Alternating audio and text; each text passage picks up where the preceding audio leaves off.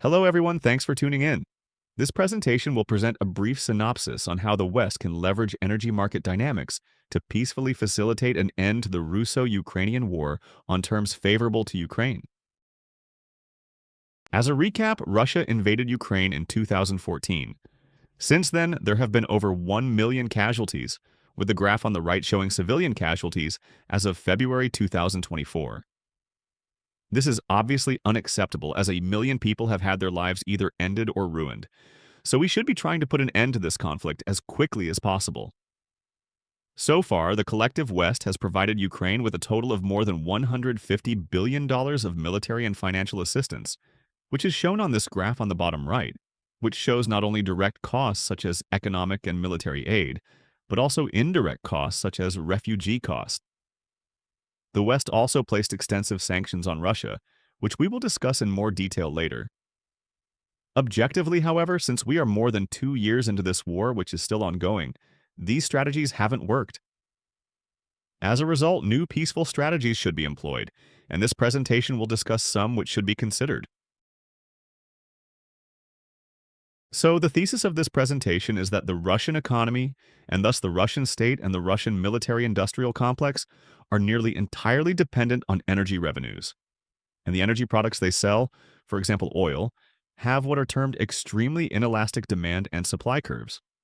And what this means is that by only slightly increasing energy supply and only slightly decreasing energy demand, the West could drastically lower energy prices, which would effectively bankrupt the Russian state and compel them to bring about an end to the war with terms relatively favorable to Ukraine.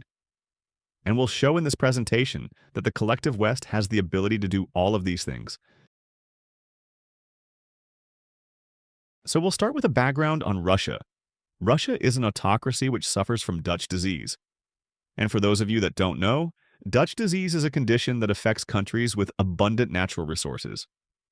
What happens is that they sell their natural resources on international markets and convert the proceeds into their own currency, making their currency very valuable as a result.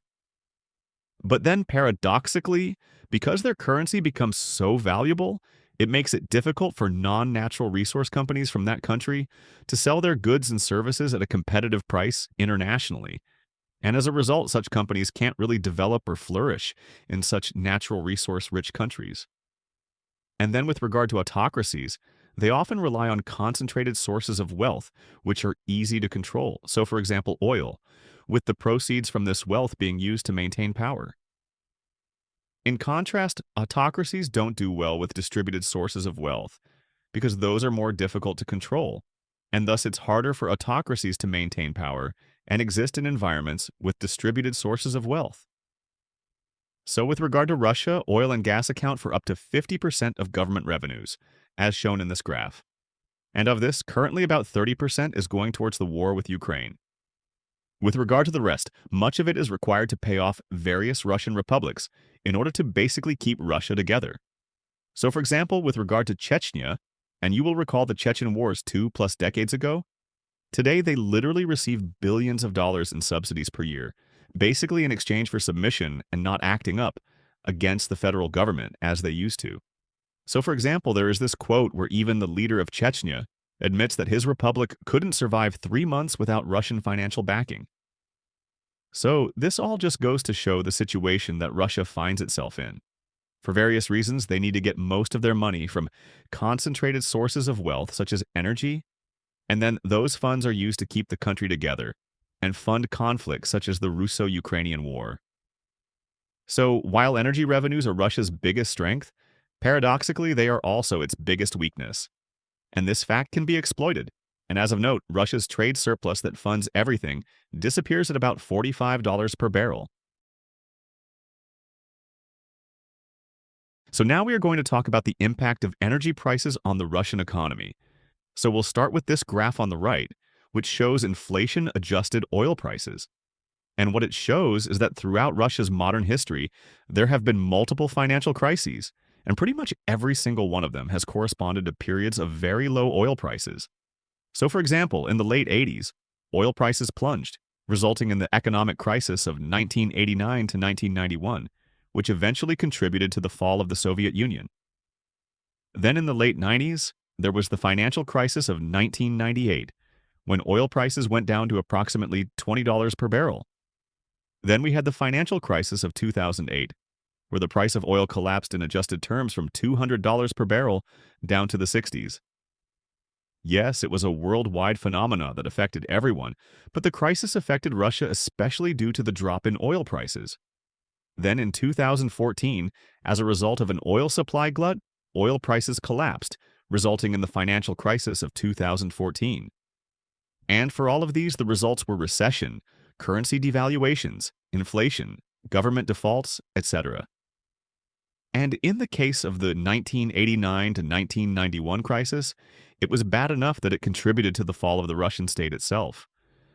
So, to recap, every time there has been a crash in energy prices, on some level, there has been a financial crisis. And there has never been a financial crisis in Russia that didn't go hand in hand with low oil prices, given how important energy revenues are to the Russian economy. So, this gets really interesting.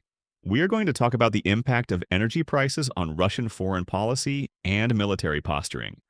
So, the main point is that Russia takes these aggressive military positions when energy prices are very high, and less aggressive military positions when energy prices are very low. So, for example, in the late 70s, with the 1970s energy crisis resulting in skyrocketing energy prices, lo and behold begins the Soviet-Afghan War. Then, in the late 80s, the price of oil collapsed, and the Soviet-Afghan War ended. Then, in the mid-90s, Russia fought the First Chechen War to keep their country together. But then, when oil prices collapsed, we saw the First Chechen ceasefire, which saw Chechnya gain de facto independence. But then what happened was that oil prices rebounded a little bit, and then Russia restarted the conflict, beginning the Second Chechen War, which was fought throughout the 2000s until completion with a background of ever-increasing oil prices. Then in the late 2000s, with sky-high oil prices near $200 per barrel, we saw the Russo-Georgian War. And then when energy prices were relatively high again in 2014, we saw Russia's first invasion of Ukraine, which is when everything going on today started. And then when energy prices collapsed in the mid-2010s due to a supply glut, we saw the Minsk ceasefire agreements, which saw a relative end to the conflict temporarily. And then lo and behold, when energy prices went back up, we saw the 2022 invasion of Ukraine. So the theme here is always the same. When energy prices are high, Russia feels comfortable initiating and fighting wars. And then when energy prices become low, it is usually the case that Russia will end a war or agree to a ceasefire. And again, that's just because the Russian government can't fund any of these wars when energy prices are low, given how important energy revenues are to the Russian state. So we are going to rehash this because it is so crucial. So historically, Russia has chosen to fight wars during times of high energy prices, when they can afford to do so. In contrast, whenever there are low energy prices, this leads to economic crises in Russia that can go as far as contributing to the downfall of the state, as we saw with the Soviet Union. So Russia cannot fight wars during times of low energy prices, and in the past has had to either end wars or accept ceasefires as a result of low energy prices. So what this means is that the West can put an end to the Russo-Ukrainian War by impacting Russia's energy revenues. So far, what the West has been trying to do is place sanctions on Russia's economy and their energy industry in order to try and handicap them. So, for example, they've placed export restrictions on services and high-tech goods to Russia. They've placed import restrictions on Russian energy products. And they've even placed caps on the price that Russian energy products can be sold at. For example, a $60 cap on Russian oil. However, these strategies haven't worked. And why not? Because too many countries, for example China and India, two of the largest economies in the world, are just not participating in the sanctions. And all these headlines and graphs just demonstrate this. So for example, we see Russian trade with China exploding. We see Russian oil output at record highs because, as this graph shows, while the West stopped importing Russian oil, China and India just picked up the slack. As such, the price cap has been largely ignored as shown in this graph. And in the case of India, they are basically just processing this crude and selling it back to Europe as refined products. For example, diesel, basically completely negating the sanctions in a roundabout fashion. In addition, with regard to export restrictions from the West, many countries are just acting as middlemen, for example, ordering goods from Germany and then selling them to Russia at a large premium. This article, which is pretty funny, talks about how exports from Germany to Kyrgyzstan are up almost 1,000%. Everyone knows what is happening there. And because all of these sanctions are not working, it turns out that the Russian economy is growing faster than all other developed economies. And why is all this? Why are these sanctions seemingly so ineffective? Simple, because at the end of the day, the world needs 104 million barrels of oil a day, and so the world is going to get that 104 million barrels. And because oil is fungible, the world as a whole doesn't really care where it comes from.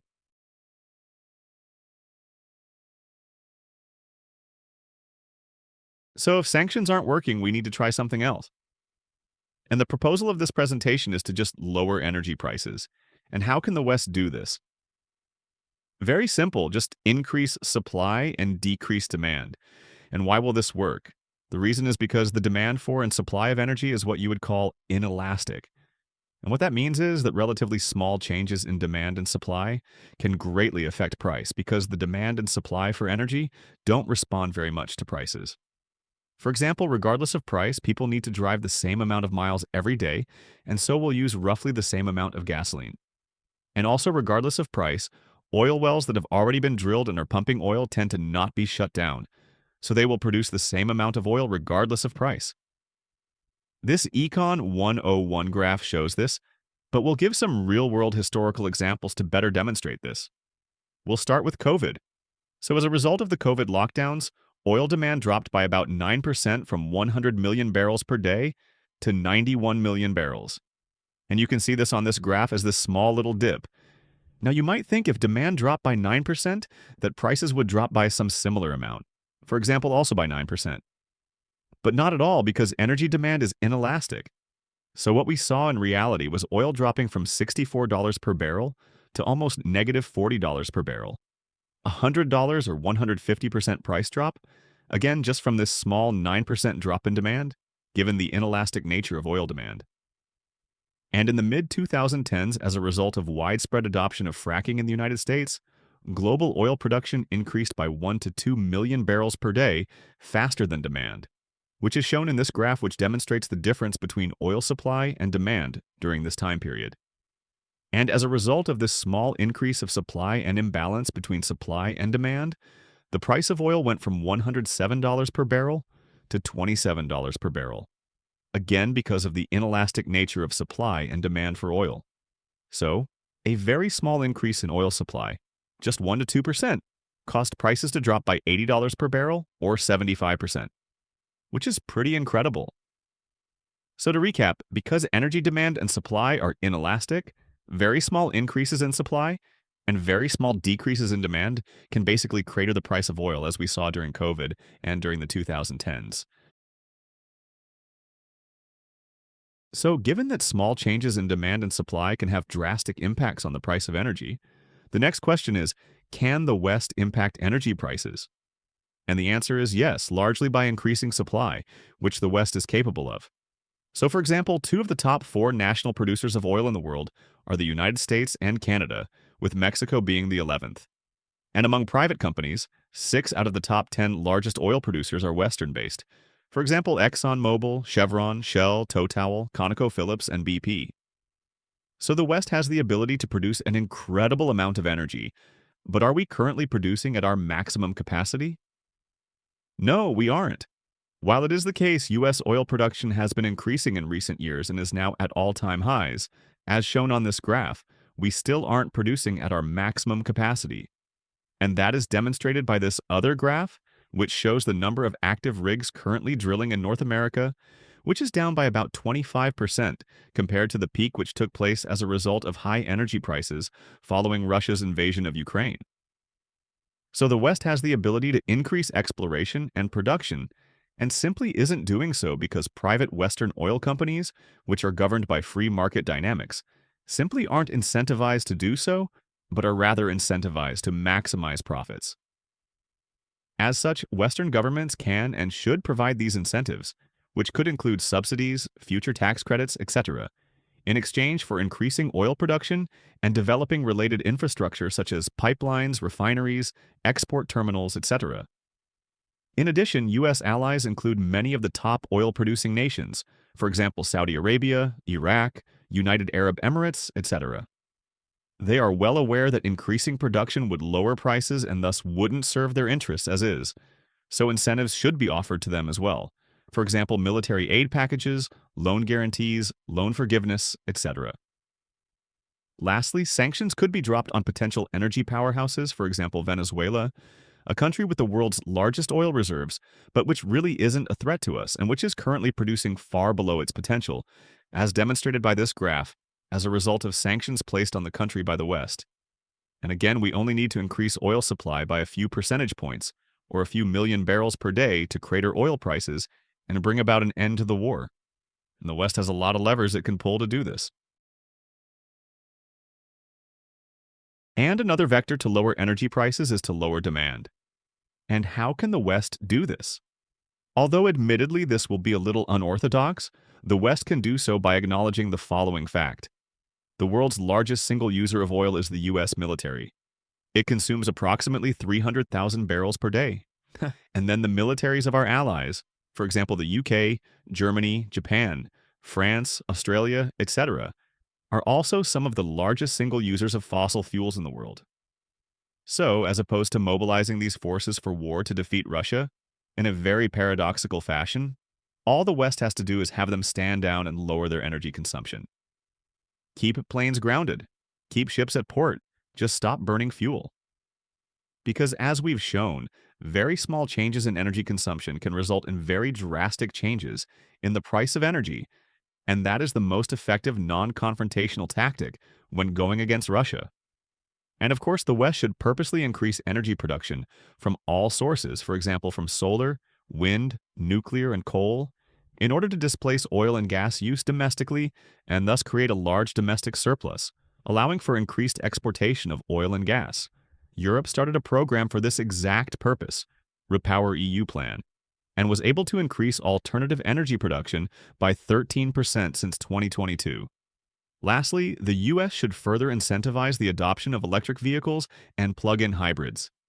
And this is because for every new car that is an electric vehicle, as opposed to a regular gasoline-powered car, on average approximately 25 barrels of oil are freed up per year. So given that a demand-supply mismatch of only 1 to 2 million barrels of oil a day is required to drastically lower oil prices, then only approximately 15 million new electric vehicle sales compared to baseline would be required, which for context compares to 4 million electric vehicles per year currently being sold in the EU and United States, thus making it achievable. So the West also has the collective ability to decrease energy demand by a small margin, which again is all that is required to crater oil prices and help bring about an end to the war. Okay, so in light of this theme that increasing energy production is essential in lowering energy prices in order to help defund the Russian military and thus help Ukraine combat Russia, here are some examples of good things. We have all-time high crude oil production in the USA. Wonderful. Some decision makers decided that they would allow Chevron to go to Venezuela to receive crude oil. Fantastic. The United States and Mexico are building LNG plants to increase export capacity. The EU is building complementary LNG terminals to increase import capacity. And China is building a record number of LNG tankers to transport it all. That's phenomenal. European companies are developing natural gas fields in the Mediterranean and northern Africa. Amazing. Canada is building an oil pipeline to take oil from central Canada to Vancouver in order to export that oil all around the world. Incredible. So these are all great things, things that increase energy production and exportation capacity, and which can notably help decrease the price of energy and thus impede Russia's ability to fund their war. However, also in light of this theme regarding the benefits of increasing energy supply in order to defund Russia's military and thus help Ukraine in their war against Russia, here are some examples of bad things that result in high energy prices and thus help fund Russia's war in Ukraine that you don't want to see. Oil and natural gas pipeline projects are suffering from regulatory hurdles, For example, the Keystone Pipeline that was to bring Canadian oil to the Gulf of Mexico for export was halted. Proposed LNG export facilities in the USA and Canada faced roadblocks concerning their approvals. Natural gas pipelines that would help bring natural gas from European nations such as Spain, where there is excess importing capacity, to Central Europe are facing opposition. Proposed natural gas pipelines to bring natural gas out of the Appalachian Mountains and to the East Coast are seeing their permits rescinded. Discussions of tightening sanctions on Venezuelan oil are taking place. Federal oil leases are now slowing to a trickle, decreasing the ability of producers to increase future production. European nations are banning drilling techniques which demonstrably increase production, for example, fracking. And lastly, energy companies that are essential in increasing production, often to their detriment, mind you, and which objectively don't enjoy high profit margins, are being called greedy, vilified, and threatened by politicians with windfall taxes. So these are all bad things, things that decrease energy production and exportation capacity, which then increase energy prices and help fund Russia's war in Ukraine. All right, so in conclusion, we demonstrated the extent to which the Russian government and thus the Russian military-industrial complex have been and are dependent on energy revenues. We showed a strong correlation between high energy prices and Russia's propensity to engage in military conflicts. We also showed a strong correlation between low energy prices, economic crises in Russia, and Russia's propensity to end military conflicts and seek peaceful solutions via diplomacy. We discussed current measures taken by the West to help Ukraine, such as military aid, as well as measures to handicap Russia, such as sanctions, and why these measures haven't succeeded and ultimately cannot succeed, given the realities of global energy markets. We discussed an interesting characteristic of energy supply and demand, how their inelastic nature results in relatively small changes in supply and demand drastically affecting the price of energy, and we provided some recent examples with COVID and the oil supply glut in the mid-2010s, where this inelastic behavior resulted in significantly lower prices of oil. We demonstrated how the West has the ability to increase energy supply and decrease energy demand, and thus drastically lower energy costs, and thereby compel Russia to agree to a diplomatic and peaceful end to the war on terms relatively favorable for Ukraine. An additional thought: the collective West has spent more than $150 billion to date helping Ukraine in this cold/proxy war with Russia. If the West is serious about the importance of stopping threats to world peace and ending this war on terms favorable to Ukraine, all measures should be implemented, such as the ones presented here, which would not only be extremely effective, but also extremely cost-effective compared to the expensive measures taken thus far. Lastly, and this is just a personal opinion, we sincerely believe that a diplomatic solution should be found, where the security concerns of Ukraine, the very legitimate security concerns, and national interests of Russia, as well as the desires of the civilians that live in Crimea and the separatist regions in the Donbass, are all taken into account. Thank you for watching this presentation. Have a wonderful day.